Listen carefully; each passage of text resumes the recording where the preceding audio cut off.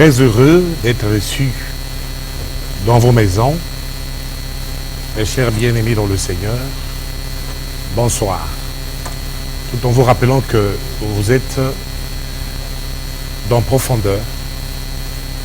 Et ce soir, nous allons, ensemble avec vous, parcourir les richesses de la grâce et en même temps être bénis. Alors, comme vous le saviez, depuis un certain temps, nous avons commencé un message sur comment reconnaître un homme de Dieu. Et aujourd'hui, nous allons nous appesantir sur la suite et fin de cet enseignement, histoire de vous donner matière à discernement, tel que la Bible nous le déclare dans le livre d'Éphésiens, chapitre 4, verset 11 à 16. Et il a fait aux uns comme apôtres,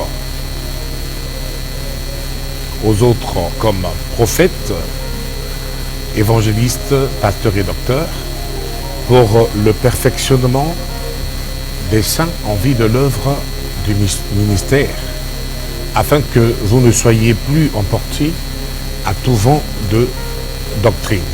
Alors donc, chers bien-aimés, vous avez intérêt à suivre ce précieux thème, ce merveilleux thème que Adonai, Dieu de l'univers, nous a fait grâce de pouvoir décortiquer, de pouvoir décrypter dans le sens de l'enseignement. Voilà pourquoi nous vous demandons toujours de nous suivre avec beaucoup d'attention, beaucoup de patience, car en fait, l'enseignement n'est pas l'exhortation, l'enseignement n'est pas le témoignage, l'enseignement n'est pas la prédication. Ça se passe comme à l'école, mais comme à l'école du Seigneur. Voilà. Donc, comment reconnaître un homme de Dieu après avoir exposé les faux prophètes? Les faux prophètes, nous les avons exposés. Vous avez bien suivi ce parcours. Et comme à chaque fois quand il y a le vrai, il y a toujours le faux, et quand il y a le faux, il y a toujours le vrai. Nous sommes entrés comme ça, en tout cas, de continuer avec ce parcours pour que vous ne soyez plus emportés, ça et là, dans l'apostasie, dans l'hérésie, des faux ouvriers de Dieu, qui se font ouvriers de Dieu, et des mercenaires. Alors, sans plus tarder,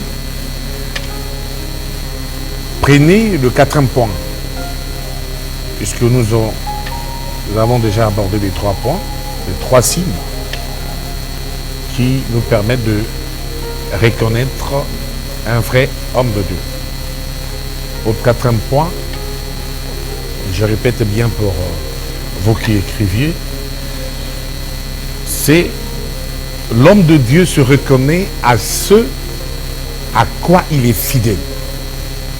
Voilà. L'homme de Dieu se reconnaît à ce à quoi il est fidèle. Donc à chaque fois quand je parle de l'homme de Dieu, pensez aux faux prophètes. Pensez à ces usurpateurs, parce que c'est carrément le contraire ici. Je commence la lecture par le livre de 1 Timothée chapitre 6. Mais je lis à partir du verset 13 jusqu'au verset 14. Voilà ce qui est dit. Je suis avec la version du Semeur. Il est dit: je t'adjure solennellement devant Dieu, source de toute vie, et devant Jésus-Christ qui a rendu témoignage devant Ponce Pilate par une belle profession de foi. Observe ce commandement en restant pur et irréprochable jusqu'à l'apparition de notre Seigneur Jésus. Parole du Seigneur. Alors, chers bien-aimés, c'est ça notre quatrième point qui nous permet de pouvoir déceler, de pouvoir savoir les véritables hommes de Dieu qui sont parmi nous, qui sont dans nos églises, qui sont des canaux de bénédiction. Voilà ce quatrième point. On les reconnaît ainsi à quoi il est fidèle, comme il est écrit ici. Donc comprenez que, chers bien-aimés, que l'homme de Dieu, c'est pas n'importe qui. L'homme de Dieu, c'est quelqu'un qui fait honneur en matière de fidélité à sa confession. À sa confession. C'est un appelé de Dieu.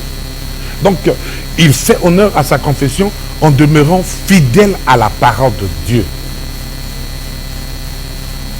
En dépit du prix. Il reste fidèle.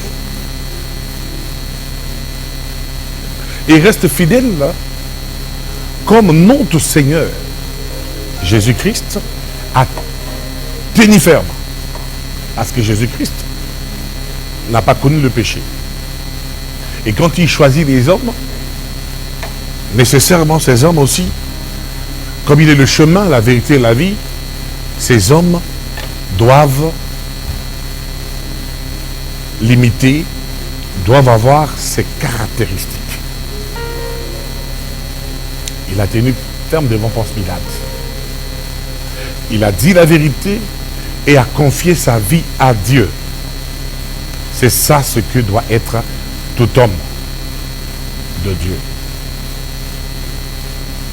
Et ce que je dis est dans Matthieu. Prenez ça rapidement. Chapitre 27. Je lis là au verset 11. Jésus-Christ comparut devant le gouverneur qui l'interrogea. « Es-tu roi des Juifs ?» lui demanda-t-il.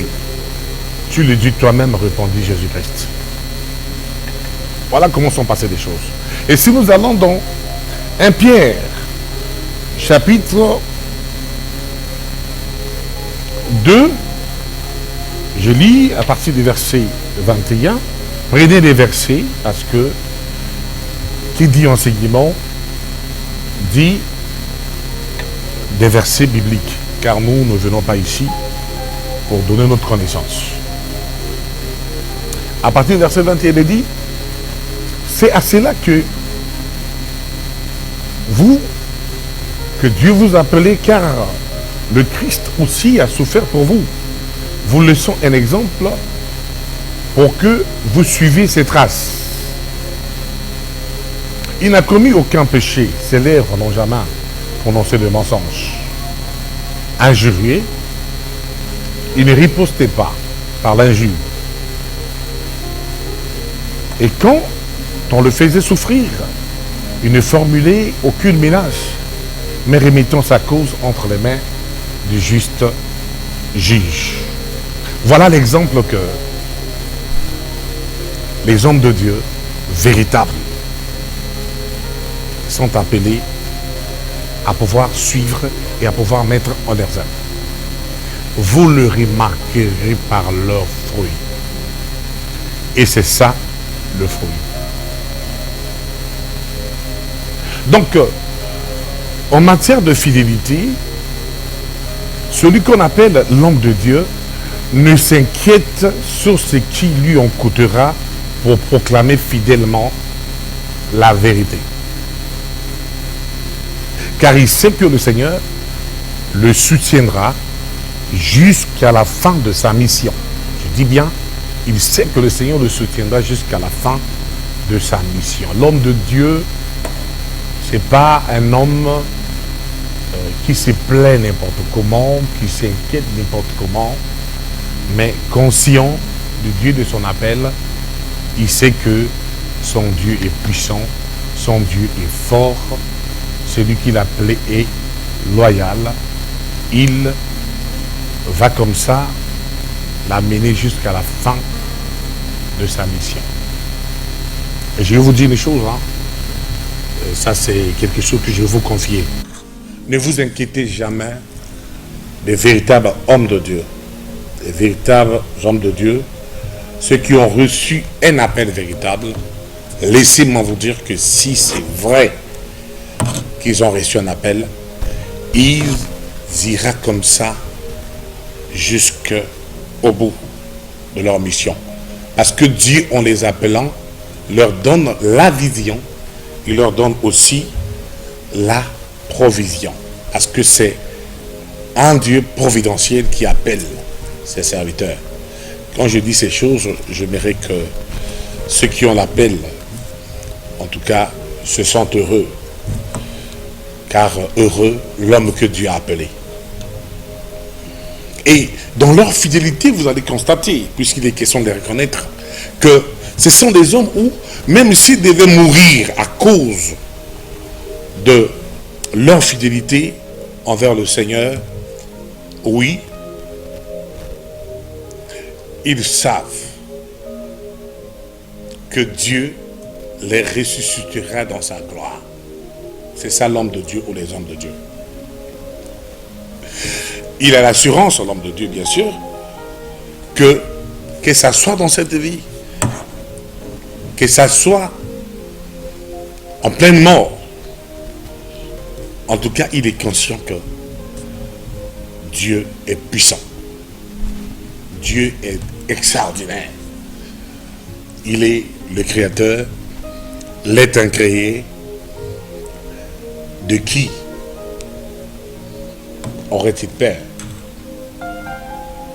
Donc l'homme de Dieu ne cherche pas la faveur des hommes, mais celle de Dieu. Les hommes ont beau ne pas le reconnaître, les hommes ont beau l'injurier, les hommes ont beau l'ignorer ou ignorer son ministère, ce n'est pas ce qui est important pour l'homme de Dieu. Car comme l'apôtre Paul, voilà ce qui pourra réellement rétorquer, voilà ce qui pourra comme ça le consoler. Je suis dans Galates chapitre 1, verset 8 jusqu'au verset 10, mais je vais lire comme ça au verset 10. Qu'en pensez-vous maintenant? Est-ce la faveur des hommes que je recherche ou celle de Dieu? Mon désir est-il de plaire aux hommes? Si je cherchais encore à plaire aux hommes, je ne serais pas serviteur de Dieu.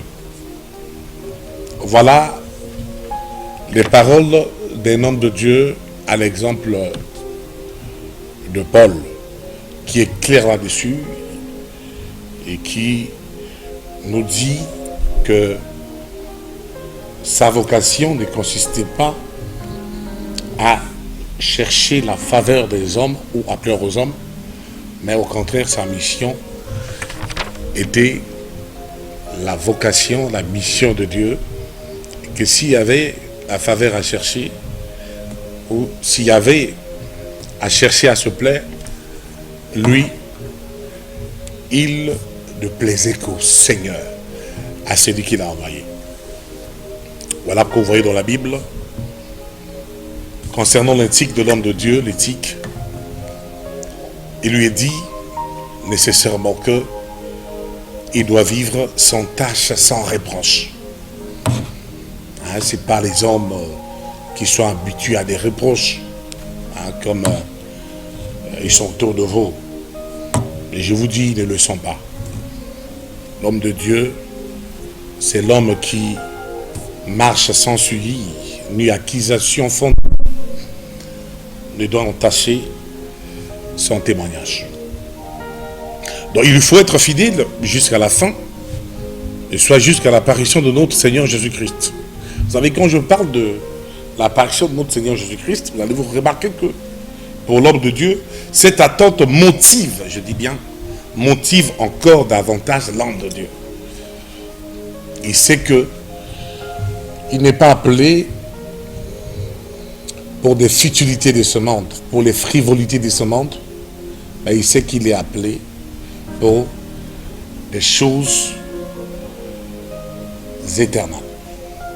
Voilà pourquoi ce qui l'intéresse, étant ami de l'époux c'est Christ, l'homme de Dieu est concentré pour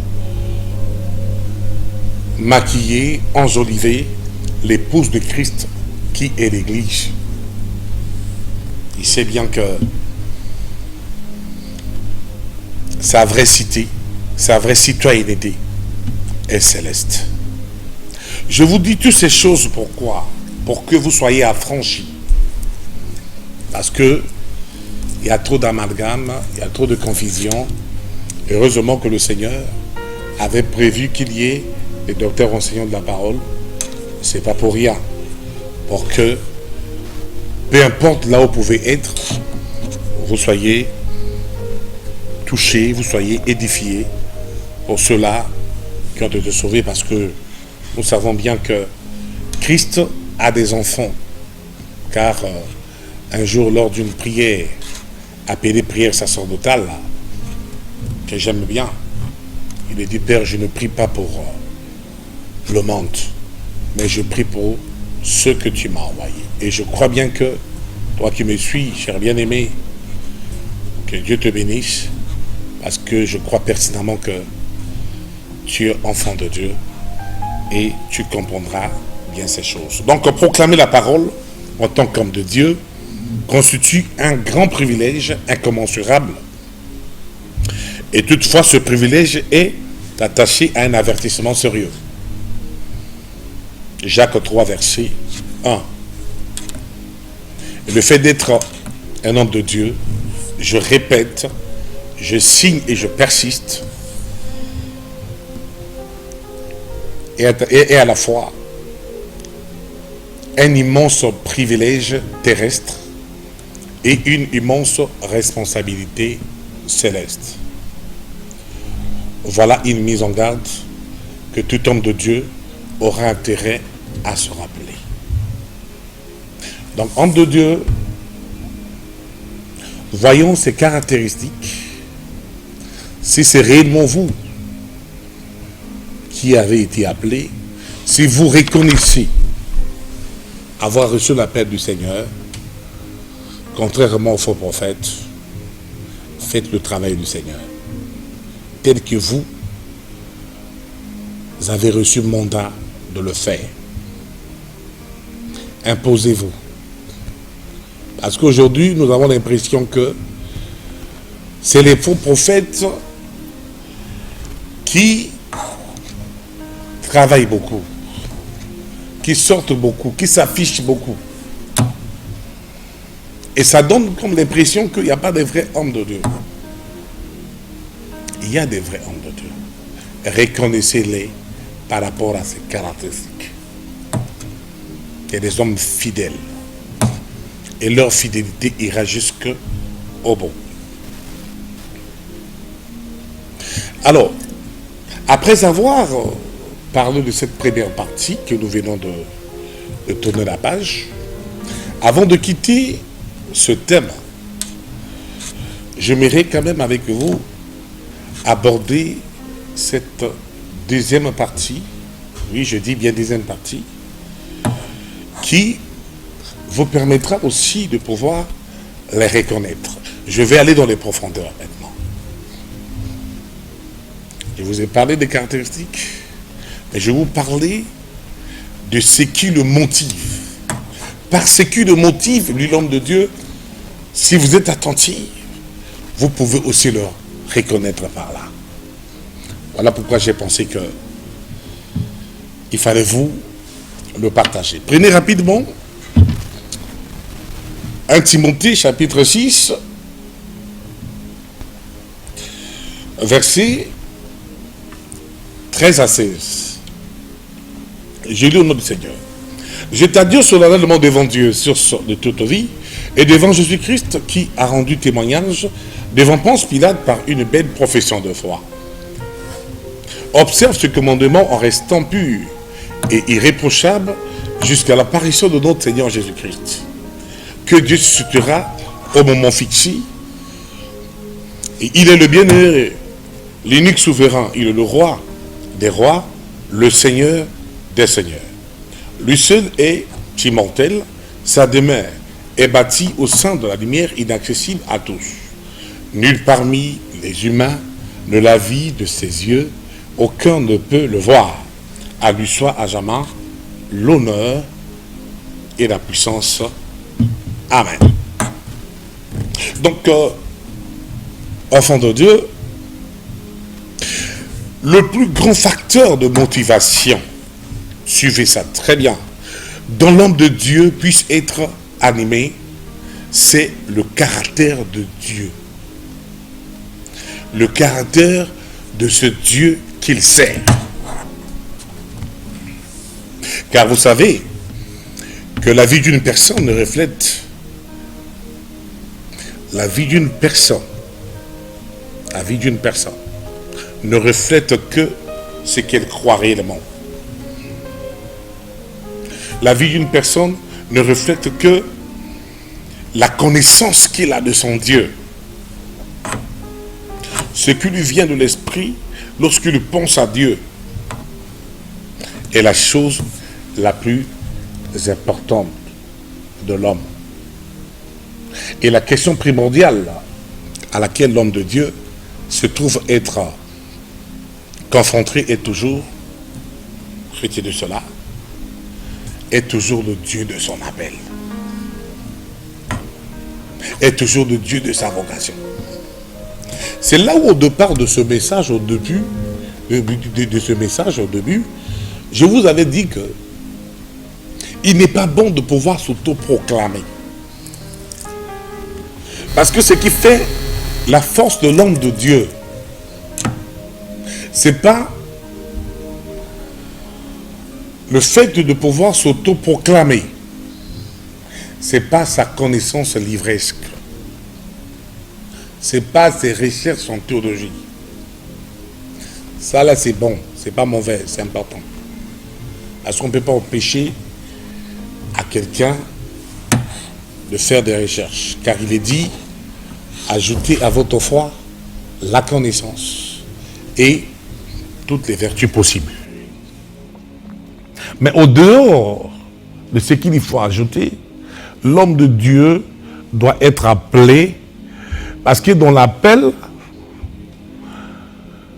il doit connaître son Dieu. Il doit connaître son Dieu. Parce que dans le ministère, il arrivera des moments où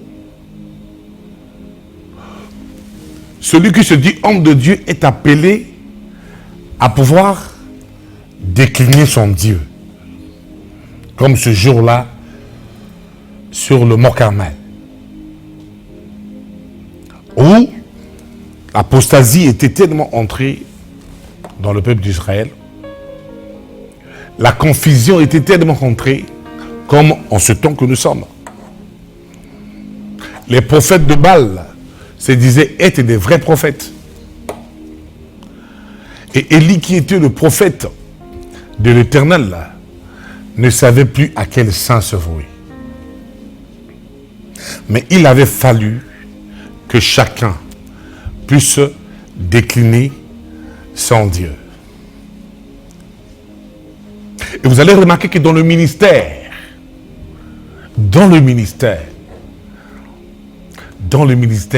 il n'y a pas à boire et à manger. Parce que le ministère émane du sacerdoce. Qui dit sacerdoce, dit la démonstration de la puissance de Dieu. Je suis ici en train de parler, quand je vous disais dernièrement que si je suis un véritable homme de Dieu, vous allez remarquer que dans mes paroles, dans mes messages, pendant que vous les suivez, si vous les suivez avec abnégation, avec foi, il se dégage une puissance qui vous impacte. Pourquoi? Parce que Dieu accompagne toujours ses serviteurs. Donc, un ministre de la parole, un ministre avéré de Dieu,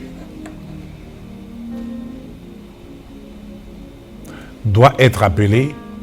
Et la nécessité de l'appel est telle que il arrivera toujours des moments qui vont demander à ce ministre de Dieu de pouvoir démontrer la puissance du Dieu qu'il a appelé. Voilà pourquoi l'apôtre Paul pouvait dire que mon évangile ne consiste pas seulement en sagesse. Il disait mon évangile est aussi la démonstration de la puissance.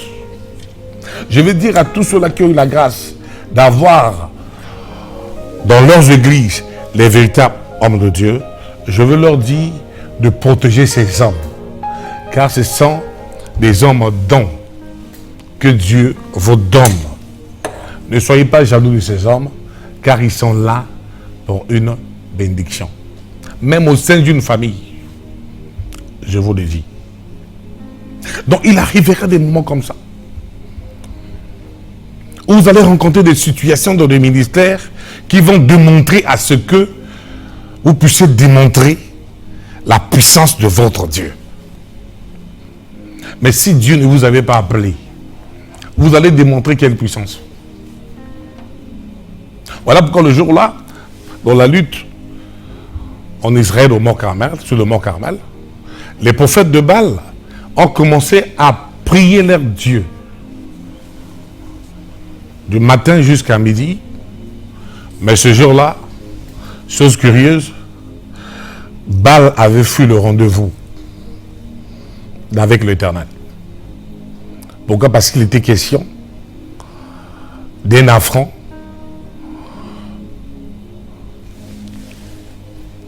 entre un vrai homme de Dieu et les faux. Et les faux. Entre un vrai Dieu et le faux. Et qu'est-ce que vous avez constaté par la suite? Pour cette belle histoire, Baal n'est pas venu. La Bible dit que les faux prophètes de Baal ont commencé à se faire des incisions, à prophétiser. Voilà, à parler certaines d'autres langues. C'est pour vous dire que les prophéties, les simagris que les faux prophètes ont toujours fait ne révèlent en rien l'Éternel. Mais Élie, connaissant que le Dieu d'Israël, le créateur du ciel et de la terre, le Dieu incommensurable, l'être incréé, sachant qu'il avait appelé, connaissant bien son Dieu, il était tranquille, sûr de lui, et il avait fallu qu'il fasse les choses selon le modèle. Il a restauré l'autel tel que Dieu lui avait montré depuis son conseil éternel. Et après la restauration de l'autel, quand il a élevé la prière, oh, j'aime bien sa prière. Quand il dit, l'Éternel notre Dieu, que l'on sache, le Dieu d'Abraham, d'Isaac et de Jacob, il a rappelé l'alliance. Il a dit que l'on sache que tu es l'Éternel. Mais il ne s'est pas arrêté là. Il a ajouté pour dire que l'on sache que moi aussi je suis ton serviteur. Voilà, c'est très important.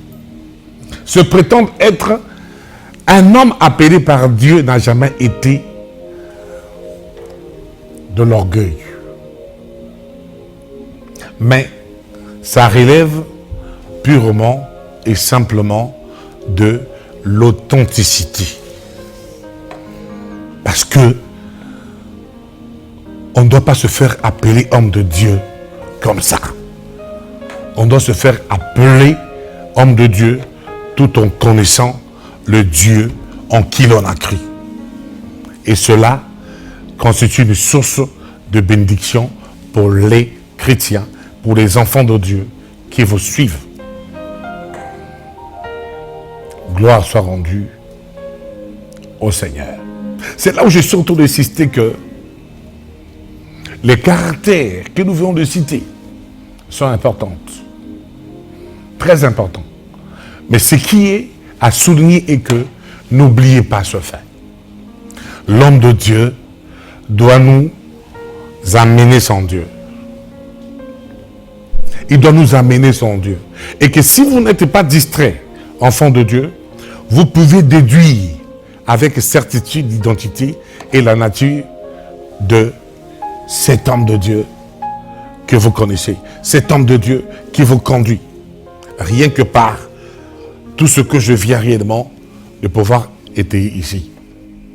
Voilà pourquoi c'est par rapport à ce genre de propos que dans Actes chapitre 26 verset 19, oh que le Seigneur soit loué, il est écrit ainsi au roi Agrippa. C'est Paul qui parle de la sorte lorsque il défend son appel, parce qu'il arrive des moments où vous devez défendre votre appel, c'est-à-dire, étant comme de Dieu, vous devez dire exactement comment Dieu vous a appelé. Ne vous faites pas nommer, j'insiste. Vous allez souffrir parce que vous ne serez jamais accompagné. Dieu, ce n'est pas un Dieu qui laisse l'homme commencer son œuvre. Dieu, depuis le commencement, est toujours celui qui commence. Il a commencé la création et ensuite il a associé l'homme qui lui vient de créer pour donner la responsabilité. Donc n'allez pas commencer les œuvres et ensuite prier pour que Dieu vienne vous accompagner sous prétexte que c'est son œuvre. Ça ne marchera pas. Donc ici Paul, on entend dire clairement devant le roi, parce qu'il était question de décliner son appel, de dire par quelle autorité il faisait son ministère. Il dit ainsi au roi Agrippa, je n'ai pas désobéi à cette vision venue du ciel. Donc le ministère doit venir du ciel. Comme l'apôtre Paul ici nous le déclare, nous le fait savoir. Vous pouvez lire la suite, car le temps ici m'est fait debout. Et c'est ce même Paul, cher bien-aimé, qui exhorte ici Timothée à accomplir son devoir en se rappelant qui est son Dieu. Quand je dis ici, c'est par rapport au passage que nous sommes en train de lire de 1 Timothée 6, verset 13 à 18, qui est le passage de notre étude. Donc, il est en train de l'exhorter pour lui dire d'accomplir son devoir en lui rappelant qui est son Dieu. Parce qu'il était conscient qu'il était là parce que son Dieu l'avait appelé. Lui dit de l'imiter. Il dit, Timothée, sois mon imitateur. Pourquoi l'imitateur? Parce que lui a reçu une vision céleste à laquelle il n'a point résisté. Vous êtes pasteur, suivez Paul, qui a reçu la vision céleste. Recevez aussi la vôtre. Vous allez voir que c'est pour cela que, devant l'opposition à laquelle le jeune pasteur Timothée a fait face à Éphèse, devant la confrontation seul avec des faux prophètes et les péchés, devant les mépris en raison de son jeune âge, parce que Timothée était très jeune, et de sa lutte pour fuir les passions de la jeunesse, qui pouvaient sûrement le décourager, devant son manque d'expérience, etc., qui certainement pouvait lui tenter d'abandonner le ministère d'un bloc. Paul lui rappelle que ce n'est pas un esprit de timidité, vous le savez bien, que Dieu nous a donné. Au contraire, son esprit nous remplit de force, d'amour et de sagesse. Lorsque Dieu t'appelle, il te donne l'esprit de courage. Tu ne seras pas timide. Il te donne les capacités. Il te donne la sagesse. Il te remplit d'amour, de force, de grâce. et la grâce va vous accompagner.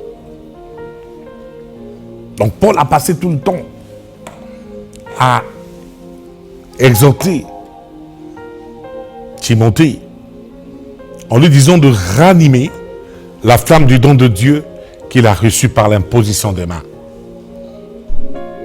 Voilà ce qui encourage, voilà ce qui raffermit, voilà ce qui fortifie l'homme de Dieu pour continuer d'accomplir sa noble et digne mission. Donc il existe de toute éternité qu'une seule source de force. La force de l'homme de Dieu ne vient ni de l'Orient, ni de l'Occident. Faux prophète, écoutez-moi. Si vous n'avez pas reçu le mandat céleste, laissez la Bible, laissez la chair, laissez l'Église. Aux initiés, aux appelés. Parce que les appelés savent qu'ils ont été appelés. Pendant que je parle, si vous me suivez, et que le ciel ne vous avait jamais appelé, cherchez à être derrière un homme de Dieu appelé. Oui, vous allez servir Dieu.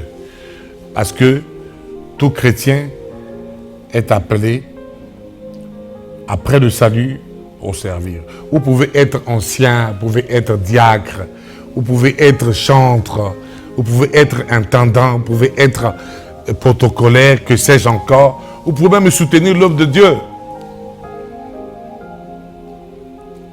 Oh oui. Mais ici, il s'agit de la spécialité. Il s'agit de la spécialité. C'est comme dans nos hôpitaux. Vous allez voir que on ne donne jamais le travail des spécialistes aux généralistes. Mais le ministère, c'est une spécialité. C'est une vocation.